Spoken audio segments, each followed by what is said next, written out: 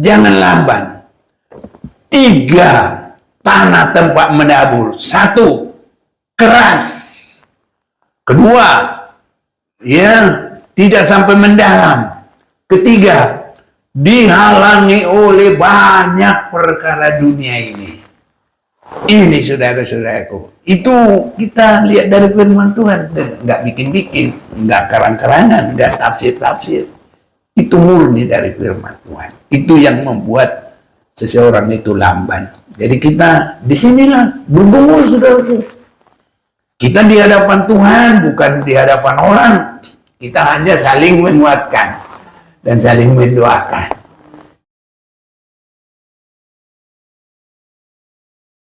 Saya sampaikan salam kasih dalam Tuhan kita, Tuhan Yesus Kristus. Kita bersyukur pada saat ini Tuhan masih beri kesempatan bagi kita untuk beribadah kepadanya.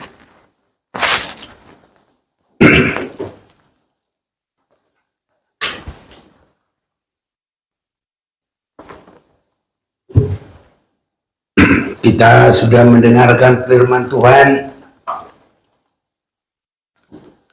bahwa umat Tuhan ataupun gereja yang berbuah-buah itu sangat menyenangkan Tuhan. Kita akan ulang pembacaan itu dalam kitab Yohanes pasal yang ke-8, pasal 15 ayat 8. Dalam hal inilah Bapakku dipermuliakan, yaitu jika kamu berbuah banyak, dan dengan demikian kamu adalah murid-muridku. Ada baiknya kita baca bersama biar melengkapi berbahagia yang mendengar, membaca, dan melakukan firman Tuhan. Kita baca bersama-sama Yohanes 15 ayat 8. 1, 2, 3. Dalam hal inilah Bapakku dipermuliakan, yaitu jika kamu berbuah banyak, dan dengan demikian kamu adalah murid-muridku. Saudara-saudaraku, kalau kita berbicara dengan berbuah, maka itu adalah harus benar-benar melalui proses. Kalau kita membaca di dalam Matius pasal yang ke-13, itu adalah proses yang pertama. Ada tanah, ada benih, dan ada yang menaburkan. Ini saudara-saudaraku, ya. Jadi nanti itu permulaannya terjadi berbuah. Ini proses, saudara-saudara yang kasih. Dan dalam Yakobus disebut ini harus ada kesabaran. Jadi kalau Kristen yang berhasil, Kristen yang berbuah, harus kita berusaha menjadi kehidupan yang bersabar. Boleh juga kita baca sebentar dalam Yakobus pasal 5.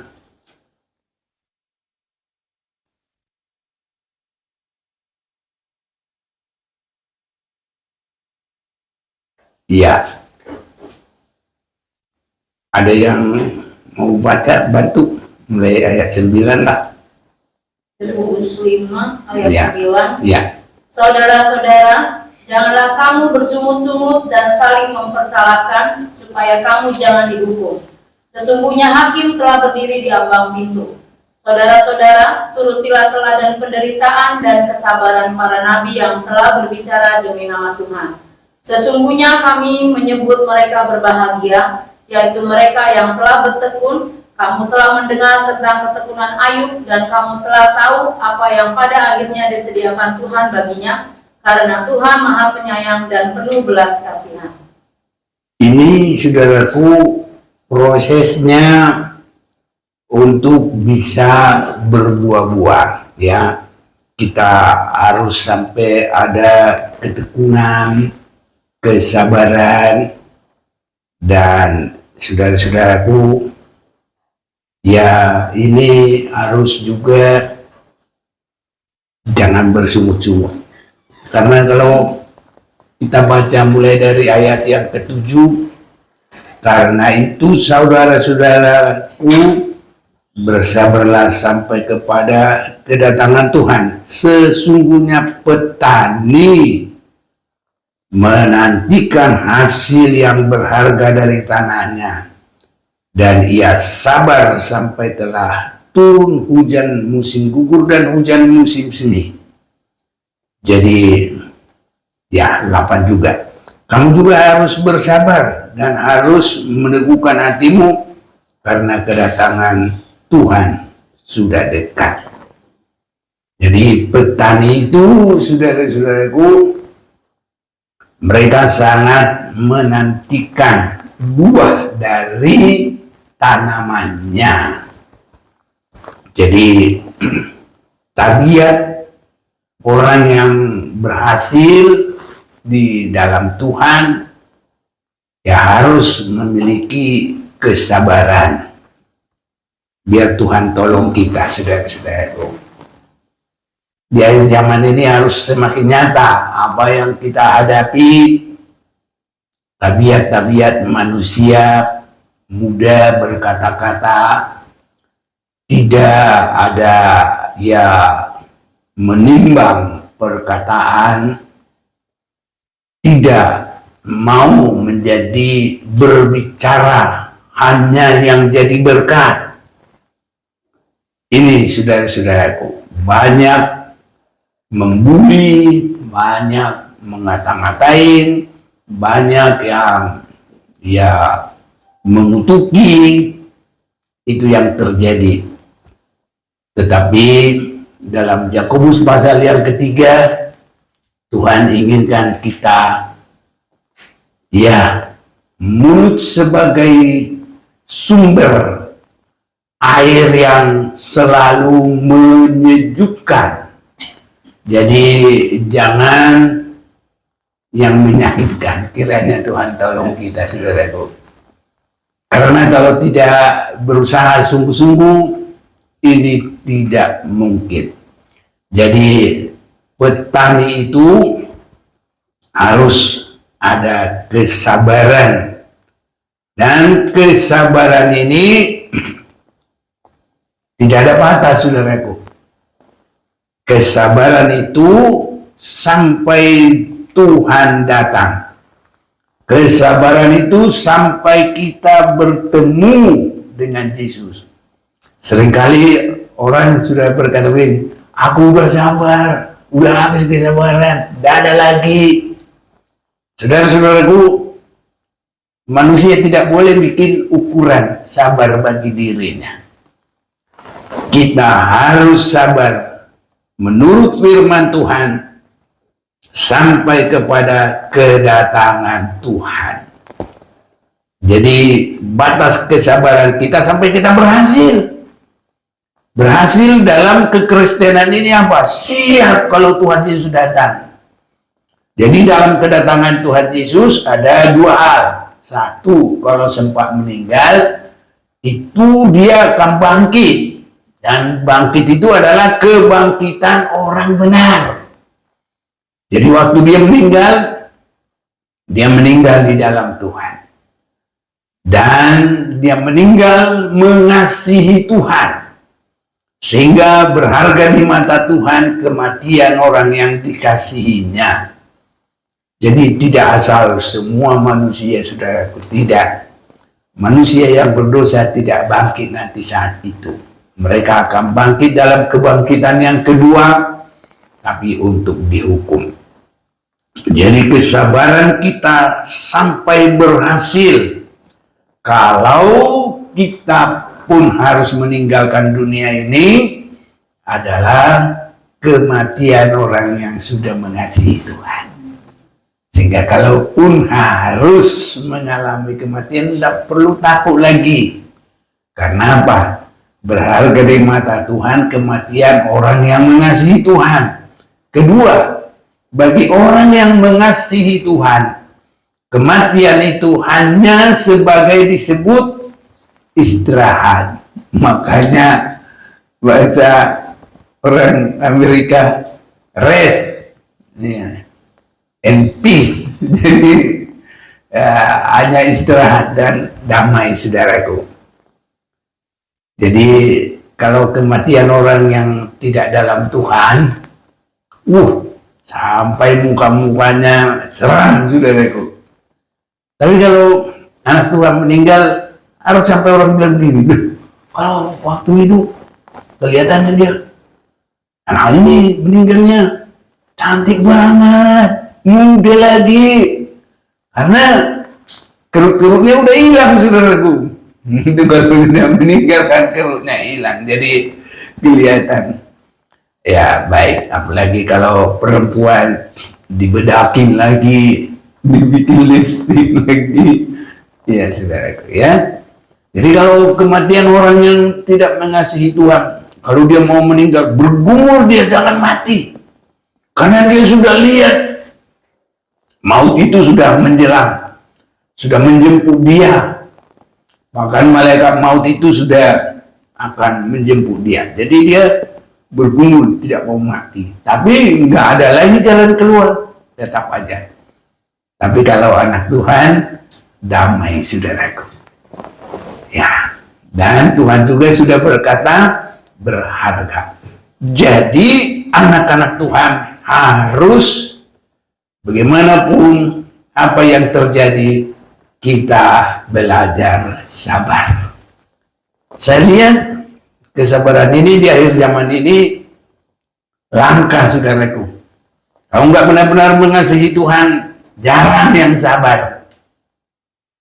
Hilang kesabaran. Manusia sudah semakin bengis, saudara-saudaraku. Jadi untuk berbuah itu harus memiliki tabiat yang penuh dengan kesabaran. Semoga Tuhan tolong kita semua ada sabar, dan contoh ketekunan dan kesabaran diberikan juga kepada kita. Bagaimana Ayub. Ayat 11 tadi dalam Yakobus 5, sesungguhnya kami menyebut mereka berbahagia, yaitu mereka yang telah bertekun. Kamu telah mendengar tentang ketekunan Ayub, dan kamu telah tahu apa yang pada akhirnya disediakan Tuhan baginya. Karena Tuhan Maha Penyayang dan penuh belas kasihan. Saudara-saudaraku, berkat 2 kali ganda bagi Ayub. Kalau umpamanya kerbaunya tadinya 1000 jadi 2000. Tapi kalau kita berkat 2 kali ganda, di bumi diberkati, dalam kerajaan kedatangan Yesus juga terberkati. Jadi rohani dan jasmani sangat lengkap bagi kita, saudaraku. Di sini kita dipakai Tuhan, diberkati, dijamin oleh Tuhan. Dan nanti dalam mulai masuk kerajaan 1000 tahun, kita juga ada kedudukan, ada tempat di sana, ada juga jabatan kita di sana, dan nanti kita juga di Yerusalem baru ada tempat yang baik. Haleluya, saudaraku. Harus sabar ya. Ini saudaraku, itu berkat 2 kali ganda itu sabar, saudaraku. Dan sabarnya itu seperti Ayub. Dia Jadi biar orang semua sudah nggak ada lagi yang mau ya mendukung dia. Ada temannya 3 tadi yang dekat sama dia, lebih muda-muda lagi. Siapa itu namanya? Elifas, Sofar, dan Elihu. Elihu, Sofar, Elifas. Nah ini 3 ini temannya dia. Jadi dia selalu bilang gini, oh karena dosamu, saudaraku, kita harus jadi mengurangi beban orang. Kalau kita berkata, ada teman sakit, oh itu karena dosamu, apalagi suami istri. Jangan saudaraku. Kalaupun itu kutuk, kita harus ikut ya sepenanggungan. Haleluya. Ini saudaraku. Jadi begitu. Kalau ada apa-apa jangan bilang, oh itu sih karena dosamu, kamu diajak nikah orang sana, kamu dikutuk. Tidak boleh saudaraku. Kita harus selalu bertolong-tolongan. Mana tertulis? Gampang itu di Galatia pasal 6 itu ya, ayat 1-2. Mau baca boleh, tolong.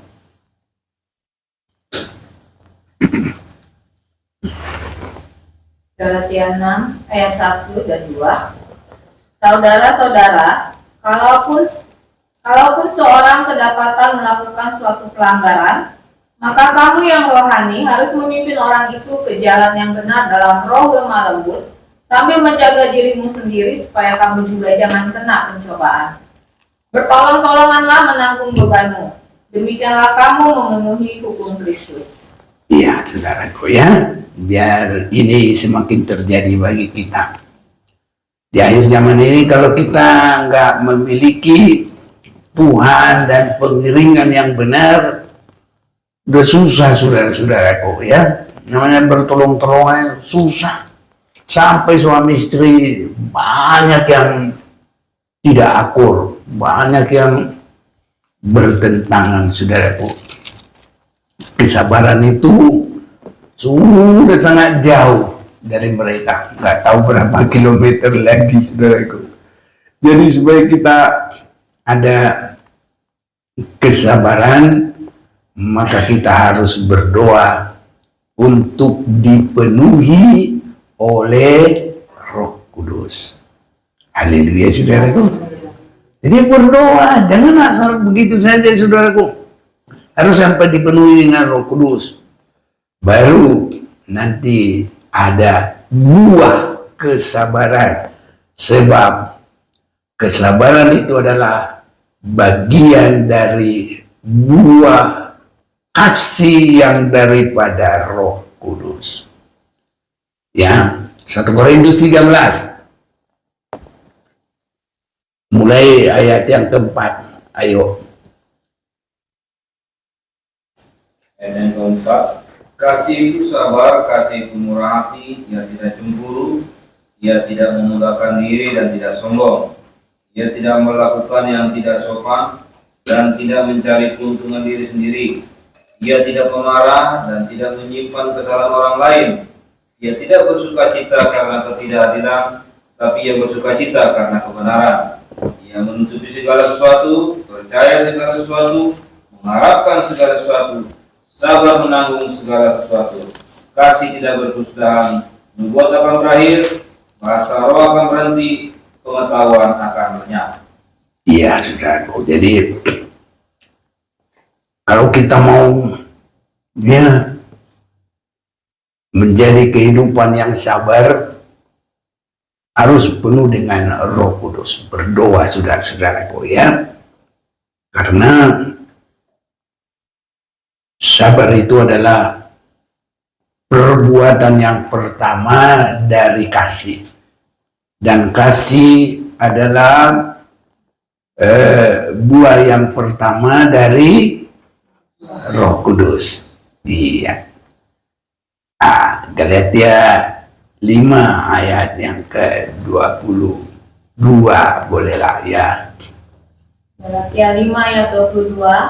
Tetapi buah roh ialah kasih, sukacita, damai sejahtera, kesabaran, kemurahan, kebaikan, kesetiaan, kelemah lembutan, dan penguasaan diri. Iya, jadi ini saudara-saudaraku, makanya orang yang sabar itu kalau enggak banyak berdoa, tidak dapat saudaraku. Jadi kita berdoa dengan sabar sampai dipenuhi dengan Roh Kudus, nanti ada kasih, dan buahnya kasih itu, perbuatan kasih itu adalah yang pertama adalah sabar. Jadi buah roh yang pertama adalah kasih. Jadi buah dari perbuatan kasih adalah sabar. Wah, bisa ya, udah dibolak-balik juga bisa. Haleluya, Tuhan memberkati. Jadi kita sudah melihat saudaraku bahwa petani itu yang diharapkan adalah sampai mendapatkan buah dari tanamannya.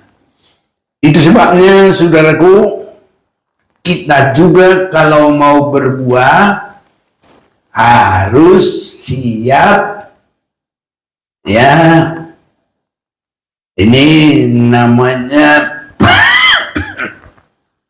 menguji telinga.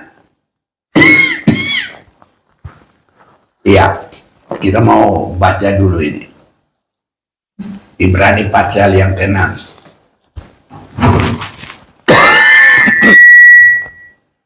Ya, siapa yang dapat Ibrani pasal 6? Boleh, mulai dari 5. Dari 6 ayat 5.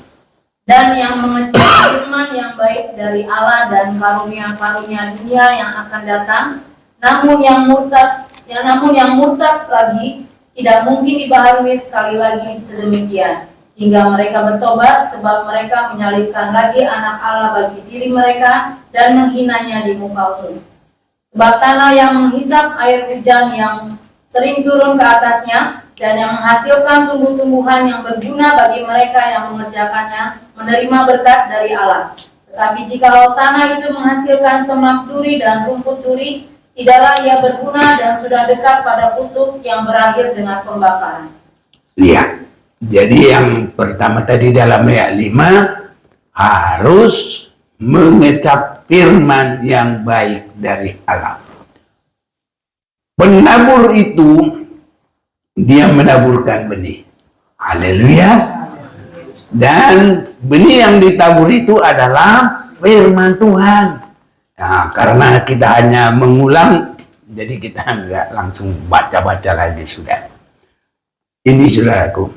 Jadi kita harus sampai benar-benar mengecap firman yang baik dari Allah.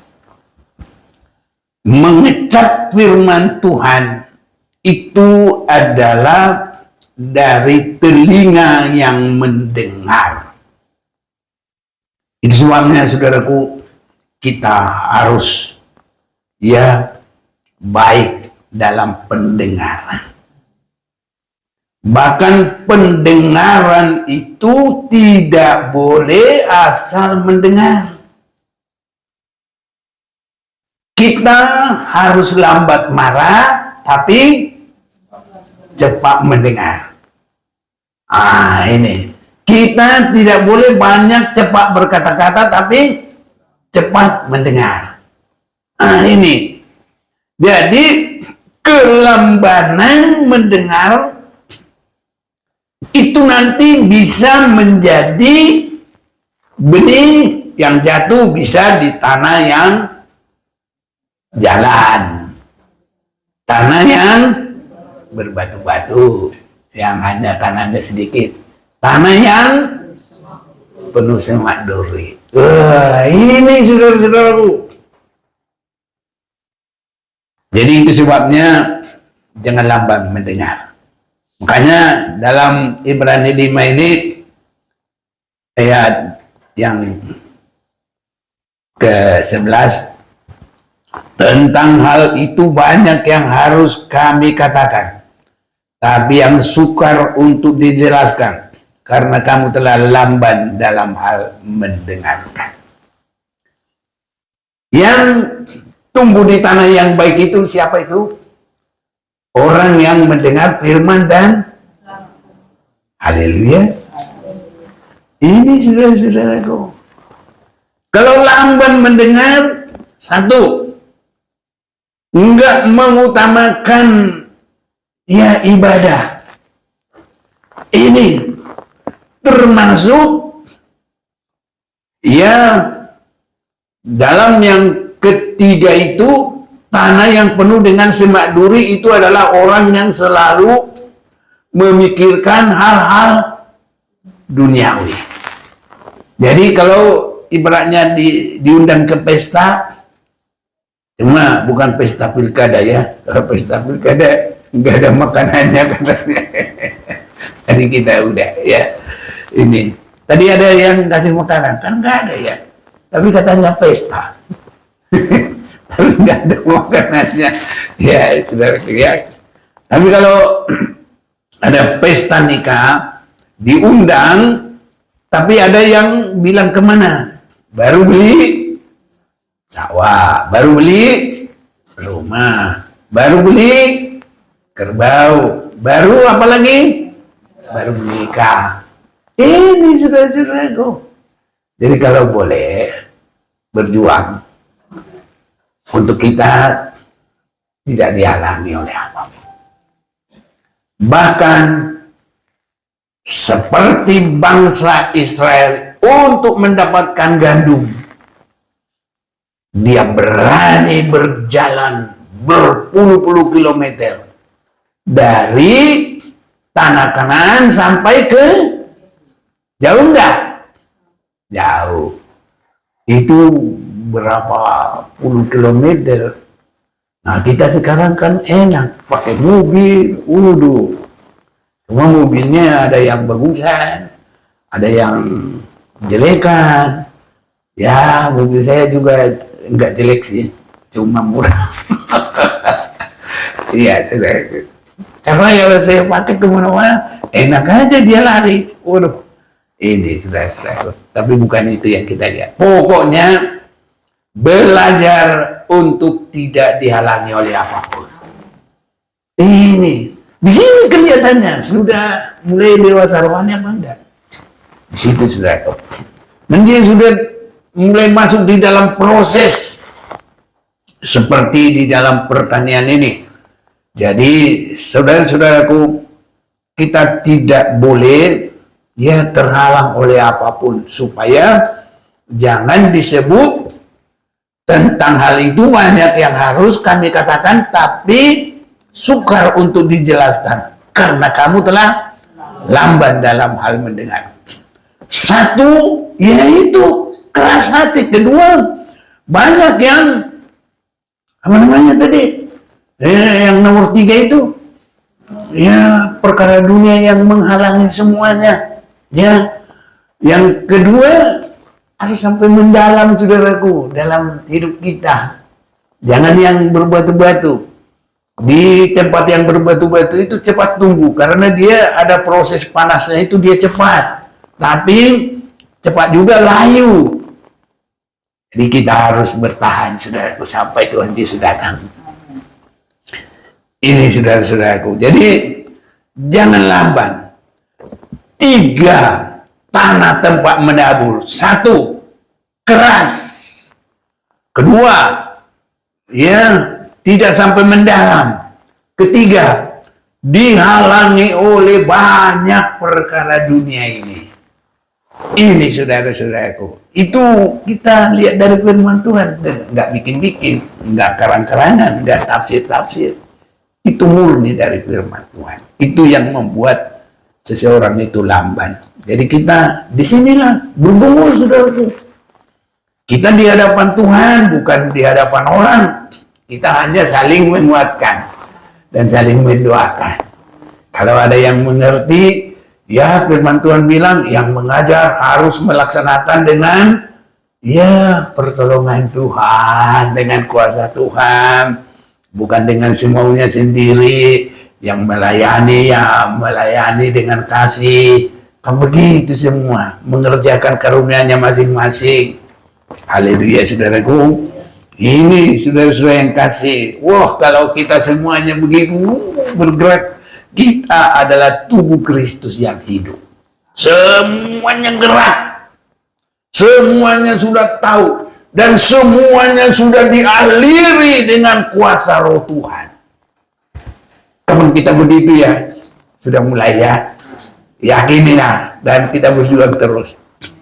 Ini saudaraku. Untuk kita semakin siap bagi hari kedatangan Tuhan. Jadi, biarpun orang melakukan, tapi lamban enggak. Ada kecepatan apa enggak? Jadi untuk melakukan firman juga harus ada kecepatan. Enggak boleh lamban. Nah, ini Tuhan berkati. Ya, bantu 12. Ibrani 5. Sebab sekalipun kamu ditinjau dari sudut waktu, sudah seharusnya menjadi pengajar, kamu masih perlu lagi diajarkan asas-asas pokok dari pernyataan Allah, dan kamu masih memerlukan susu bukan makanan keras. Terus. Sebab barang siapa masih memerlukan susu, ia tidak memahami ajaran tentang kebenaran, sebab ia adalah anak kecil.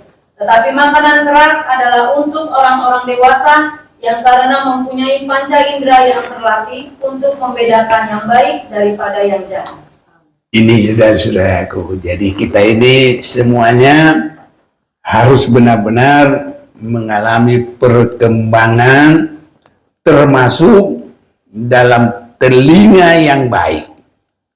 Telinga yang baik adalah cepat mendengar. Telinga yang baik, kalau perempuan dikasih anting ya sudah nggak apa-apa lah.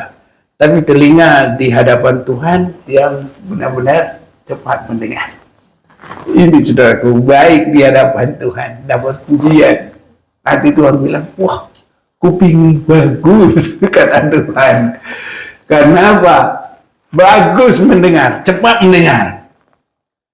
Itu sebabnya, saudaraku, sampai pengajaran peningkatan itu, kita harus bisa cepat mengerti dan cepat mendengar. Itu sebabnya pasal 6 ayat 3, dan itulah yang akan kita perbuat jika Allah mengizinkannya. Karena tidak semua, saudaraku. Jadi kalau orang punya kuping yang baik, itu berarti Tuhan sudah berkenan kepada kita. Sebab mereka yang pernah diterangi hatinya, dan pernah mengecap karunia surgawi, dan yang pernah mendapat bagian dalam Roh Kudus. Ya, jadi jangan seperti ya di tanah yang berbatu-batu itu cepat mendengar tapi cepat layu. Ayo, 5 siapa? Ayo, bantu. Dan yang mengecap firman yang baik dari Allah dan karunia-karunia dunia yang akan datang, namun yang murtad lagi, tidak mungkin dibaharui sekali lagi sedemikian hingga mereka bertobat, sebab mereka menyalibkan lagi anak Allah bagi diri mereka dan menghinanya di muka umum. Jadi, saudara-saudaraku, biar kesaksian kita tetap setia kepada Tuhan. Biar Tuhan tolong kita. Kita sudah mendengar firman, kita sudah merasakan kasih itu, kita sudah merasakan roh Tuhan. Kita udah bagaikan ya ladang yang baik, sudah ditaburi, sudah ada air, ya, saudara-saudaraku. Tapi kalau dia bisa cepat berhenti, cepat murtad, cepat marah lagi, wah, sudah mengecap firman yang baik dari Allah dan karunia-karunia dunia yang akan datang. Itu karunia-karunia hal-hal yang akan datang, saudaraku, ya. Namun yang murtad lagi, makanya kita setia sampai Tuhan datang. Nanti tidak sempat dibaharui. Susah, saudaraku. Lebih baik orang belum pernah mendengar. Kalau sudah pernah mendengar, nanti dia bilang, kalau bahasa-bahasa, mau sih? Kamu ajaran mau? Bisa begitu. Udah tahu aku, boleh kamu ajari. Emang udah pernah tahu dulu. Gitu. Jadi susah, saudaraku. Kalau orang belum tahu, wah sekali dia dengar, senang banget dia. Ini saudara-saudaraku. Jadi nanti jadi tanah yang menghisap air hujan dan yang sering turun ke atasnya dan yang menghasilkan tumbuh-tumbuhan yang berguna bagi mereka yang mengerjakannya, menerima berkat dari Allah. Ini saudara-saudaraku, biar semuanya kita mengalami berkat ini. Ayat 8. Tetapi jika tanah itu menghasilkan semak duri. Kenapa disebut semak duri? Hidupnya itu saudaraku tidak menyenangkan. Tindakannya, perbuatannya, perkataannya, biar semua hidup kita boleh menyenangkan bagi Tuhan dan bagi sesama. Tapi jikalau tanah itu menghasilkan semak duri dan rumput duri, tidaklah ia berguna dan sudah dekat pada kutu yang berakhir dengan pembakaran. Pohon yang tidak berbuah ditebang dan dibakar. Tapi kita saudaraku adalah untuk diberkati oleh Tuhan. Itulah panggilan kita saudara-saudaraku, biar kita berdoa semakin berguna bagi Tuhan dan bagi sesama. Pohon yang berbuah itu bukan untuk pohon itu sendiri. Ya, siapa yang memetik buah dari pohon itu? Petani yang punya. Haleluya. Nanti petaninya disebut panen. Nah, ini saudaraku. Panen raya itu nanti kedatangan Tuhan yang kedua kali. Panen buah sulung, orang-orang yang duluan dipanggil oleh Tuhan. Ini, jadi kita nanti dalam panen raya, saudara-saudaraku, kiranya jangan ada yang terbuang satupun. Semua kita sangat diberkati oleh Tuhan. Ya Tuhan memberkati, mari kita mau datang kepada